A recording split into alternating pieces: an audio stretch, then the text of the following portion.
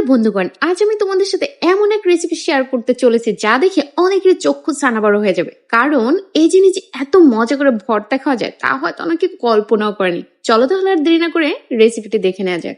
মহামূল্যবান রেসিপিটি তৈরি করার জন্য আমি প্রথমে কড়াইতে তেল দিয়ে তার মধ্যে দিয়ে দিলাম কিছু শুকনো লঙ্কা। লঙ্কাগুলো ভালো করে ভেজে নিলাম। এরপর এর মধ্যে দিয়ে দিচ্ছি মাছের মাথা, আর এগুলো হচ্ছে সেই মহামূল্যবান মলা মাছের মাথা।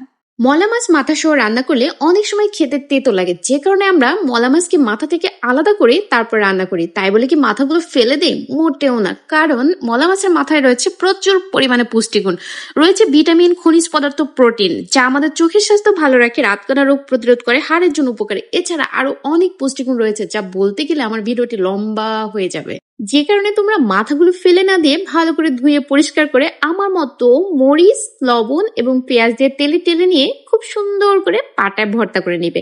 আর এই ভর্তাটা গরম ভাতের সাথে খেতে সেই লাগে, আর কতটা মজা লাগে সেটা তো তোমরা প্রথমেই বুঝতে পেরেছো। আমি যেভাবে পাটায় ভাত মেখে চেটে পুটে খাচ্ছিলাম তা দেখার পরে আর বলার অপেক্ষা রাখে না। তো আজকের ভিডিওটি এ পর্যন্তই। আল্লাহ হাফিজ, টাটা।